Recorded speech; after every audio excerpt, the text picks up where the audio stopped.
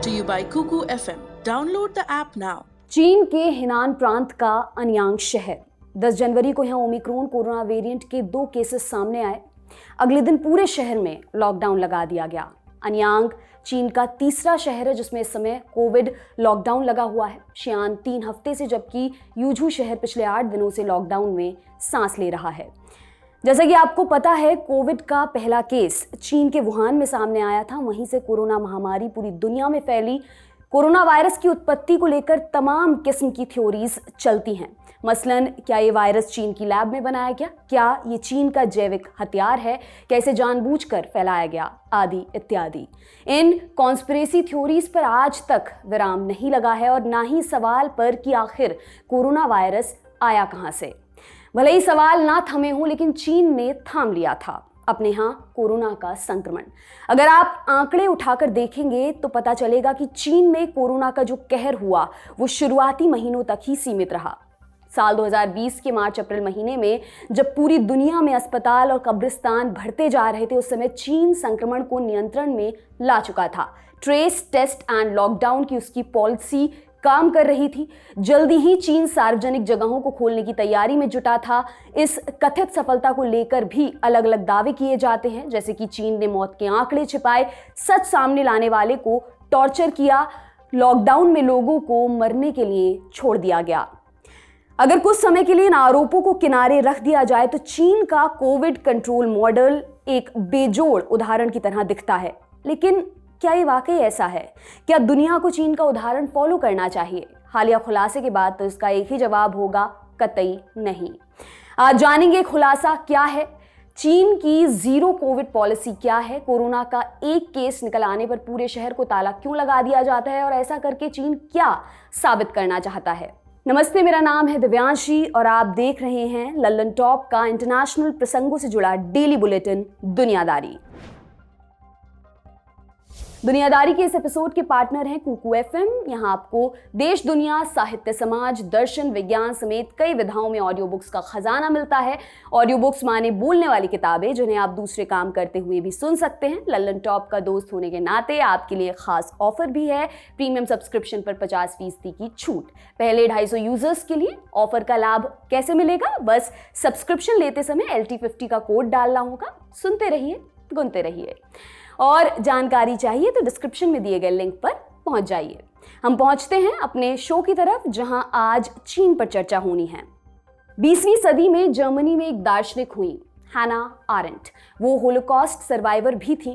Aren't का एक concept खासा मशहूर हुआ, द बैनैलिटी ऑफ ईविल। हिंदी में मतलब होगा बुराई की साधारणता। आरेंट ने कहा था कि बुरे से बुरा अपराध उस समय तुच्छ हो जाता है जब वो कल्पनातीत और क्रमिक चरित्र धारण कर लेता है। मतलब ये कि जब आम लोग किसी बड़े अपराध में हिस्सा लेते हैं, उसे नजरअंदाज कर आगे बढ़ जाते हैं या फिर उसे सही ठहराते हैं, तब बड़े से बड़ा अपराध तुच्छ हो जाता है, उसकी तासीर ठंडी पड़ जाती है। आरेंट ने यह थ्योरी यहूदी नरसंहार के मास्टरमाइंड एडोल्फ आइकमैन के संदर्भ में दी थी। उनका मानना था कि सबसे बुरे अपराधी साइकोपैथ या सैडिस्ट नहीं होते, वे हमारी और आपकी तरह सामान्य लोग होते हैं। उन्हें गुमान होता है कि वो जो कर रहे हैं वो बिल्कुल सही है। जर्मन तानाशाह एडोल्फ हिटलर ने लोगों की सोच को उसी दिशा में मोड़ा। वो कामयाब रहा।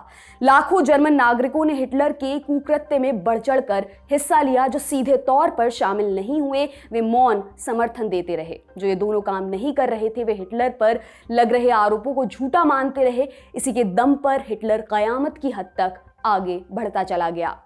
20वीं सदी में जर्मनी में जो हुआ वो आज के दौर में चीन में हो रहा है। न्यूयॉर्क टाइम्स ने 12 जनवरी 2022 को एक इन्वेस्टिगेटिव रिपोर्ट पब्लिश की। रिपोर्ट का टाइटल है the army of millions who enforce China's zero Covid policy at all cost, यानी चीन की जीरो कोविड पॉलिसी का हर कीमत पर पालन कराने वाली लाखों की सेना की कहानी।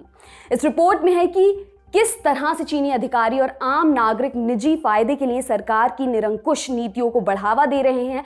इनमें से कई लोग ऐसे भी हैं जो इसे कर्तव्य की तरह ले रहे हैं। एक उदाहरण शियान का है। यहाँ अब तक कोरोना से 3 लोगों की मृत्यु हुई है। शियान में कोरोना से पिछली मौत मार्च 2020 में हुई थी। जुलाई 2021 तक 95% से अधिक एडल्ट आबादी को कोरोना वैक्सीन के दोनों टीके लगाए जा चुके थे। हालिया लहर में शियान में लगभग 2000 केसेस आए हैं। इस लहर में किसी भी कोरोना संक्रमित व्यक्ति की जान नहीं गई है।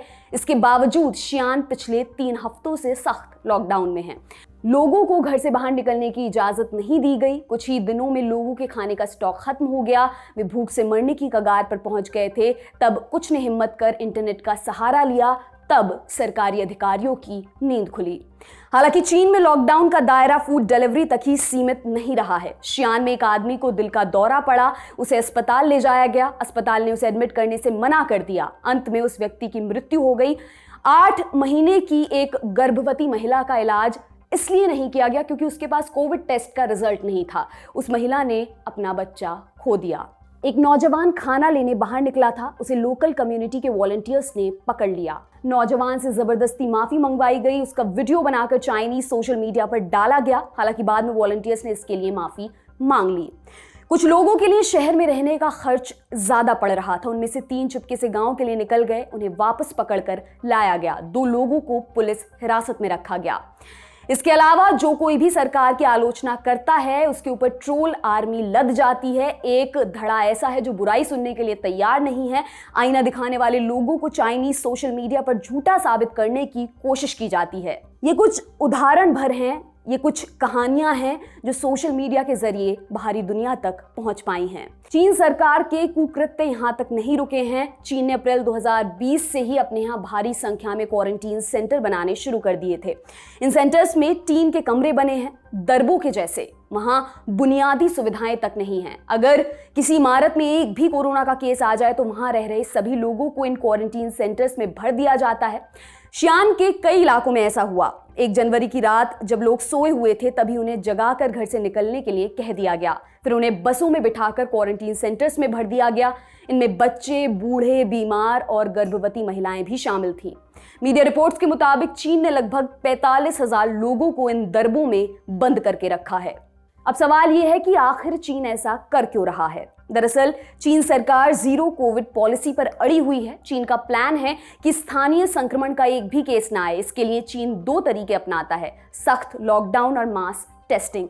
अगर किसी जगह पर कोरोना का केस आता है तो पूरे शहर को ताला लगा दिया जाता है। इसके बाद हर नागरिक की टेस्टिंग की जाती है। ये प्रोसेस तब तक जारी रहता है जब तक कि केस आने बंद ना हो जाएं। वैज्ञानिकों का कहना है कि ये तरीका कुछ समय तक राहत दे सकता है, लेकिन ये स्थायी समाधान नहीं है। ऑस्ट्रेलिया, न्यूजीलैंड और सिंगापुर में भी एक समय जीरो कोविड पॉलिसी की बात कर रहे थे, लेकिन जब डेल्टा वेरिएंट सामने आया तब इन देशों ने नए सिरे से अपनी नीति बदली। उन्होंने वैक्सीनेशन पर जोर दिया। ओमिक्रॉन वेरिएंट के चलते ऑस्ट्रेलिया में रिकॉर्ड संख्या में केस आ रहे हैं, लेकिन वे सख्त नियम से बच रहे हैं। यूरोप और अमेरिका में भी ऐसा ही है। लोगों ने कोरोना वायरस के साथ जीना सीखना शुरू कर दिया है, लेकिन चीन अभी भी इसके लिए तैयार नहीं है। 4 फरवरी से बीजिंग में विंटर ओलंपिक्स का आयोजन होना है। ये वो समय होगा जब पूरी दुनिया की नजर चीन पर होगी। चीन इसमें पूरी तरह पाक साफ दिखना चाहता है। उसे कोरोना को लेकर अपनी छवि चमकाने का मौका मिलेगा। इसलिए बीजिंग के आसपास के इलाकों में कोविड का एक भी केस आने पर भयानक सख्ती बढ़ती जाती है। ऊपर से अगर 2 नियम लगाने को कहा जाता है तो नीचे के अधिकारी 8 कर देते हैं। बाकी का काम वफादारों की सेना पूरा कर देती है। इसका पूरा भार आम लोगों को झेलना पड़ रहा है। ये कब खत्म होगा इसका जवाब आना बाकी है। ये था हमारा बड़ी खबर सेगमेंट। अब चलते हैं सुर्खियों की तरफ। पहली सुर्खी ब्रिटेन से है। प्रधानमंत्री बोरिस जॉनसन की कुर्सी पर खतरा बढ़ता जा रहा है। कोरोना लॉकडाउन के दौरान पार्टियों में हिस्सा लेने के लिए उन्हें लताड़ लगाई जा रही है। चारों तरफ से घिरे जॉनसन ने 12 जनवरी को संसद में माफी भी मांगी। जॉनसन ने कहा कि उन्हें पार्टी में नहीं जाना चाहिए था। हालांकि उन्होंने अपने भाषण में से वर्क इवेंट का नाम देकर गंभीरता कम करने की कोशिश भी की, लेकिन लोगों का गुस्सा कम नहीं हो रहा है। जॉनसन की पार्टी के कई सांसद भी उनके इस्तीफे की मांग कर रहे हैं। कुछ कैबिनेट मिनिस्टर्स ने उनका सपोर्ट करने की बात कही है, लेकिन ये सपोर्ट कब तक बरकरार रहेगा ये कह पाना मुश्किल है। पीएम ऑफिस में हुई पार्टियों के ऊपर दिसंबर 2021 से जांच चल रही है। ये जांच रिपोर्ट बोरिस जॉनसन का भविष्य तय कर सकती है। ब्रिटिश मीडिया में अभी से अगले प्रधानमंत्री के नाम की भी चर्चा शुरू हो गई है। इस लिस्ट में सबसे ऊपर विदेश मंत्री लिज ट्रूस और चांसलर ऋषि सुनक का नाम चल रहा है।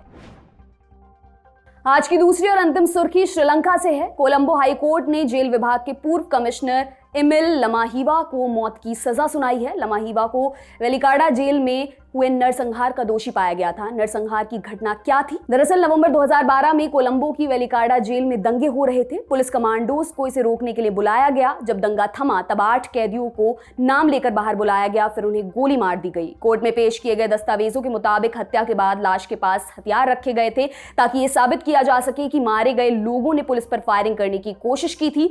वेलिकाडा जेल में हुई इस घटना में कुल 27 लोग मारे गए थे। इनमें से कई कैदियों के तार मंत्रियों से जुड़ रहे थे। इस नरसंहार की दुनिया भर में आलोचना हुई, लेकिन मामला दबा दिया गया।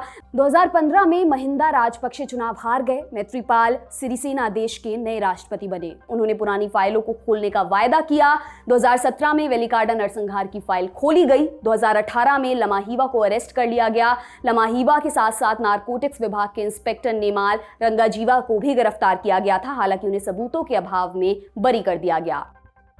तो आज का दुनियादारी यहीं पर समाप्त होता है। कल फिर मुलाकात होगी। इसी उम्मीद के साथ विदा लेती हूं। शुक्रिया। शुभ रात्रि।